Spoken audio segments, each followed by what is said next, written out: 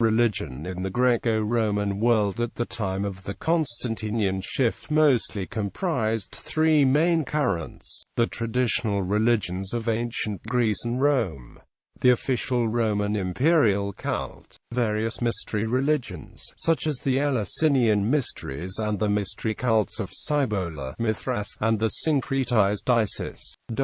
Early Christianity grew gradually in Rome and the Roman Empire from the 1st to 4th centuries, when it was legalized and, in its Nicene form, became the state church of the Roman Empire with the Edict of Thessalonica of 380.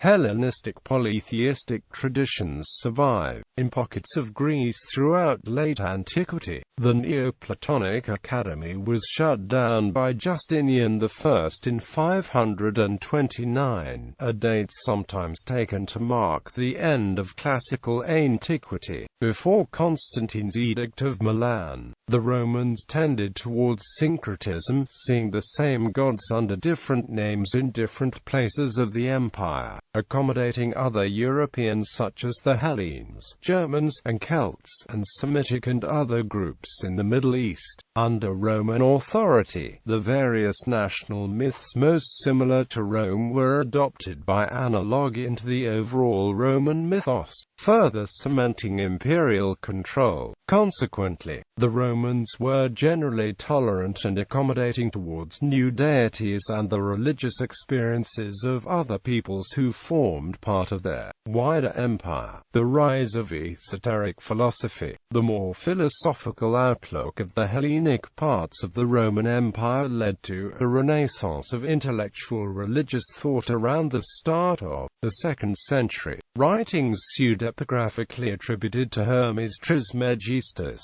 and discussing esoteric philosophy, magic, and alchemy, began to spread from Rome and Egypt throughout the empire. While they are difficult to date with precision, these texts are likely to have been redacted between the 1st and 3rd centuries. Although such hermetica was generally written with the theological aim of spiritual improvement, each text had an anonymous, eclectic, and spontaneous origin, rather than being part of an organized movement. A more organized form of alatrist henotheistic panentheism emerged in parallel to Hermetism. In the 1st century BC, Cicero's friend Nigidius Figulus made an attempt to revive Pythagorean doctrines, an effort that was particularly successful under Apollonius of Tyana in the 1st century. Within a century, supernatural powers were being ascribed to Apollonius, and accounts of his life had similarities to those of Jesus.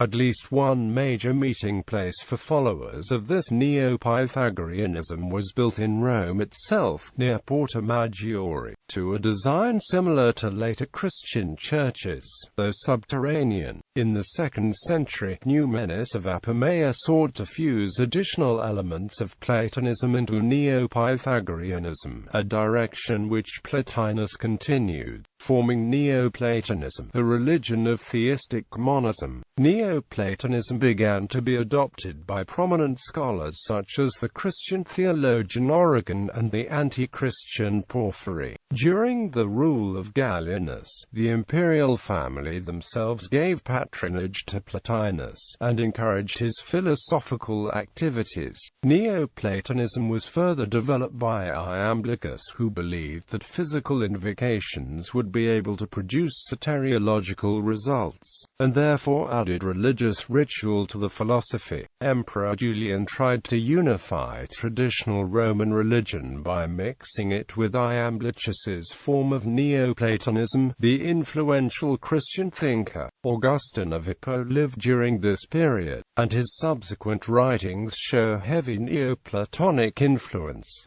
Eastern sun worship. At some time around the 1st century, the members of the Roman military began to adopt the mystery cult of Mithraism. This sun god-related cult arose from obscure non-Roman origins, and the first surviving reference dates to Plutarch's mention of a 67 BC observation of certain Mediterranean pirates practicing it. As the Roman legions gradually moved around, So too Mithraism spread throughout the Roman Empire. In the beginning it was mainly soldiers who followed its precepts, but it was also adopted by freedmen, slaves, and merchants, in the locations where the legions rested, particularly in frontier areas. Mithraism wasn't exclusive. It was possible and common to follow Mithraism and other cults simultaneously. It eventually became popular within Rome itself, gradually gaining members among the more aristocratic classes, and eventually counting some of the Roman senators as adherents. According to the Augustan history, even the Emperor Commodus was a member. Although, for reasons currently unknown, Mithraism completely excluded women. By the 3rd century it had gained a wide following. There are over 100 surviving remains of temples to Mithras, 8 in Rome itself, and 18 in Ostia, with Rome having over 300 associated Mithraic monuments. For the reign of Septimius Severus,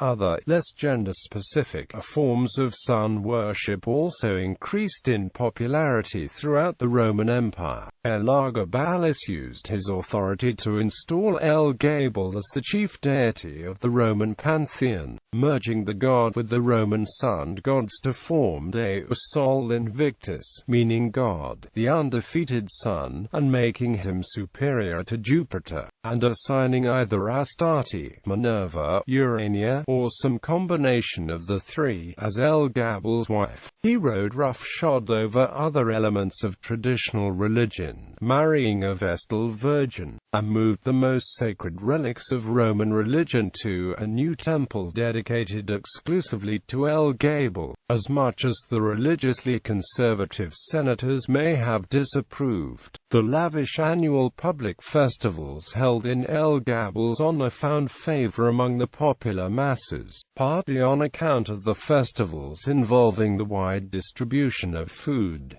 Nearly half a century after Elagabalus, Aurelian came to power. He was a reformer, strengthening the position of the sun god as the main divinity of the Roman pantheon. He even built a brand new temple in Rome, dedicated to the deity. It's also thought likely that he may have been responsible for establishing the festival of the day of the birth of the unconquered sun, which was celebrated on December 25th, the day when the sun appears to start rising again, 4 days after having previously reached its lowest point. Though the earliest surviving reference to the festival is in the chronography of 354.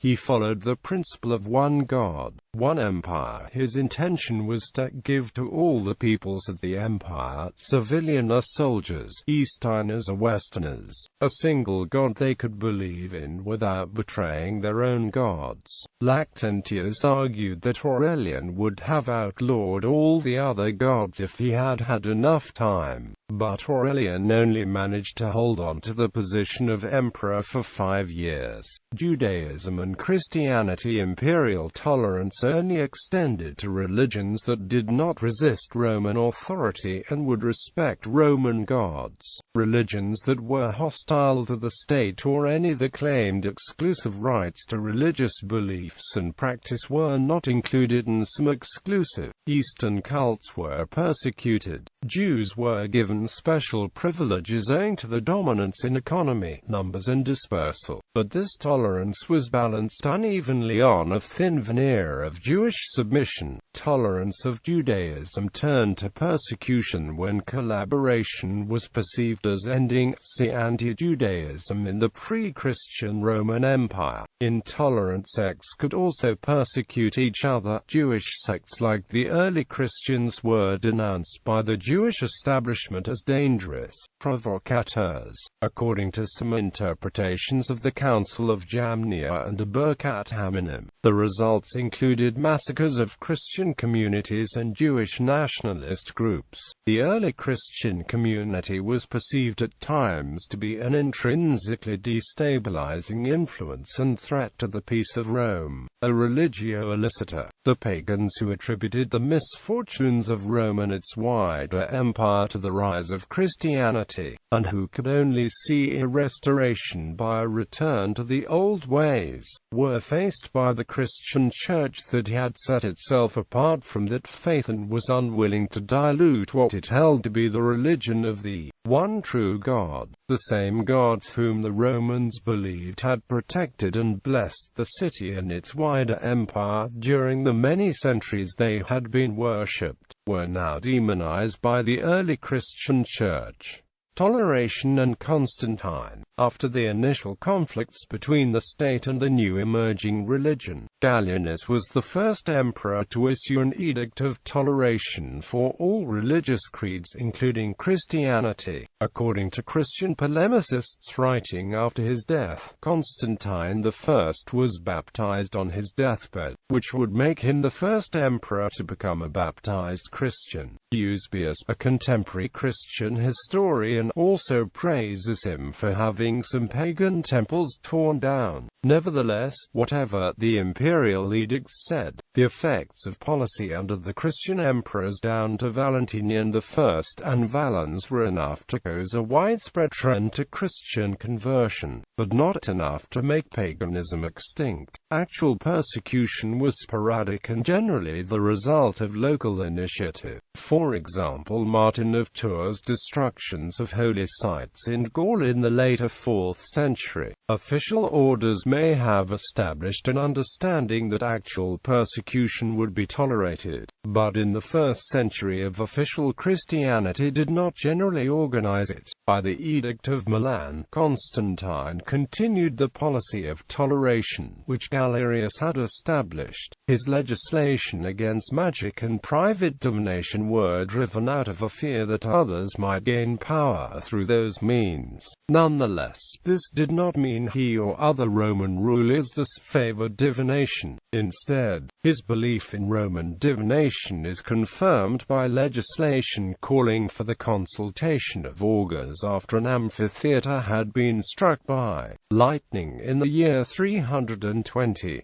Constantine explicitly allowed public divination as a practice of state ceremony as well as public pagan practices to continue. Constantine also issued laws confirming the rights of flamens, priests and duumvirs. Beginning of persecution of paganism. The actions of Constantius II, who reigned from 337 till 361, marked the beginning of the era of formal persecution against paganism by the Christian Roman Empire, with the emanation of laws and edicts which punished pagan practices. From the 350s, new laws prescribed the death penalty for those who performed or attended pagan sacrifices, and for the worshipping of idols, temples were shut down, and a traditional altar of victory was removed from the Senate. There were also frequent episodes of ordinary Christians destroying, pillaging, desecrating, vandalizing many of the ancient pagan temples, tombs and monuments. The harsh imperial edicts had to face the vast following of paganism among the population, and the passive resistance of governors and magistrates. The anti-pagan legislation, beginning with Constantius, would in time have an unfavorable influence on the Middle Ages and, in some ways, become the basis of the Inquisition. Restoration and tolerance from Julian till Valens. Under the sole rule of Julian from 361 to 363, paganism saw an attempted restoration, while from 363 till 375, under the reigns of Jovian, the Valens and Valentinian I, it received a relative tolerance. Julian was a nephew of Constantine and received a Christian training, but the murder of his father, brother and two uncles, in the aftermath of Constantine's death, he attributed to Constantius and by association to Christians in general. This antipathy was deepened when Constantius executed Julian's only remaining brother in 354 AD. After childhood, Julian was educated by Hellenists and was attracted to the teachings of Neoplatonists and the old religions. religions. Julian's religious beliefs were syncretic and he was an initiate of at least 3 mystery religions. But Julian's religious open-mindedness did not extend to Christianity due to its belief that it had an exclusive perspective on religious truth. Seeing itself as the only true religion, Christianity was opposed to and fundamentally incompatible with the more inclusive syncretism of paganism. As emperor, Julian sought to turn the tide in the attempted suppression of non-Christian religions. As his first task, he sought to re-establish the old Roman pagan practice of incorporation of other religions. But now, instead of allowing different cults using different names for the same or similar deities, Julian's training in Christianity and imperial government influenced him to develop a single pagan religion. Thus, his ideas concerning the revival and organization of the old religion, shaping it into a coherent body of doctrine, ritual and liturgy with a hierarchy under the supervision of the emperor, was the hallmark of his reign. Julian organized elaborate rituals and attempted to set forth a clarified philosophy of Neoplatonism that might unite all pagans. Julian allowed religious freedom and avoided any form of actual compulsion. The Christian Schism acknowledges that Julian did not compel Christians to offer sacrifice, nor did he allow the people to commit any act of injustice towards the Christians or insult them. However, no Christian was allowed to teach or study the ancient classical authors. Let them keep to Matthew and Luke,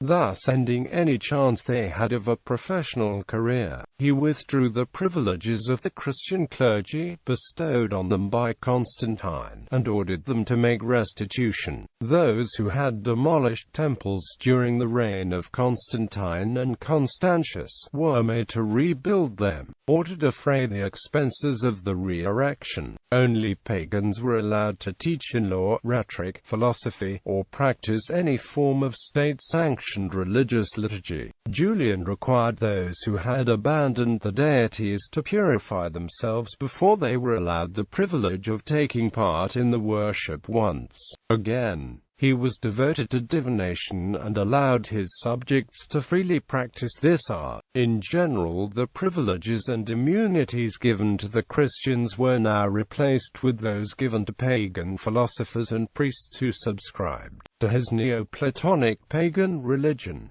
Jovian, Valentinian and Valens. After the death of Julian, Jovian seems to have instituted a policy of religious toleration which avoided the relative extremes of Constantius and Julian. Under Valentinian I and Valens, this period of religious toleration continued. Pagan writers praise both of these emperors for the liberal religious policies. Valentinian and Valens granted complete toleration for all cults at the beginning of the reign in 364. Valentinian, who ruled in the West, even allowed the performance of nocturnal sacrifices, which had been previously prohibited due to the attempt of some people to practice unlawful divination under the cover of the night. After the proconsul of Greece appealed to him, Valentinian also confirmed the rights and privileges of the pagan priests and confirmed the right of pagans to be the exclusive caretakers of their temples. The Valens, who was ruling in the East, was an Arian and was too engaged with fighting against the Orthodox Christians to bother much with the pagans. In both the West and East, severe laws were once again passed prohibiting private divination. Due to the overzealousness of the populace to stop harmful divination, the haruspices and augurs began to be afraid to show themselves in public. This led the emperors to formally authorize the practice of official and lawful divination by law in 371. Despite the official policy, anti-pagan laws remained in force, and unofficial destruction of pagan holy sites was also tolerated. Renewal of persecution under Gratian. Upon the death of his father in the year 375, Gratian began his actual reign at the age of 16, 6 days after the death of Valentinian I. Gratian's half-brother, Valentinian II, who was only 4 years old, was also declared emperor. After the death of Valens, at the Battle of Adrianople in 378, Gratian chose a Spaniard named Theodosius I to succeed his uncle. Gratian had been educated by Ausonius, who had praised his pupil for his tolerance. Upon the death of his father, Gratian came under the influence of Ambrose, who became his chief advisor. Under the influence of Ambrose, active steps to repress paganism were taken. The influence of Ambrose was a significant force that brought to an end a period of widespread, if unofficial, religious tolerance that had existed since the time of Julian. Gratian dealt paganism several blows in 382. In this year, Gratian appropriated the income of the pagan priests and Vestal virgins, confiscated the personal possessions of the priestly colleges, and ordered the removal of the altar of victory. The colleges of pagan priests also lost all the privileges and immunities. Gratian declared that all of the pagan temples and shrines were to be confiscated by the government, and that the revenues were to be joined to the property of the royal treasury.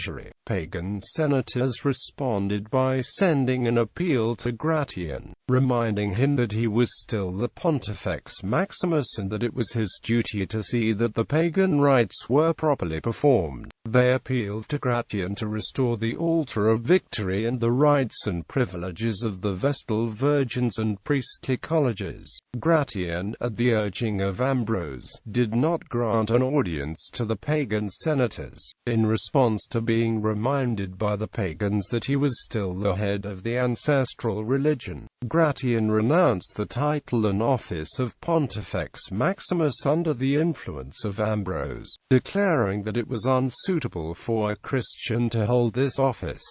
Under Theodosius I, the Christian persecution of paganism under Theodosius I began in 381, after the first couple of years his reign in the Eastern Roman Empire. In the 380s, Theodosius I reiterated Constantius' ban on pagan sacrifice, prohibited haruspice on pain of death, pioneered the criminalization of magistrates who did not enforce anti-pagan laws, broke up some pagan associations, and destroyed pagan temples. Between 389 to 391 he emanated the Theodosian decrees, which established a practical ban on paganism. Visits to the temples were forbidden, remaining pagan holidays abolished, the eternal fire in the temple of Vesta in the Roman Forum extinguished, the Vestal virgins disbanded, auspices and witchcrafting punished.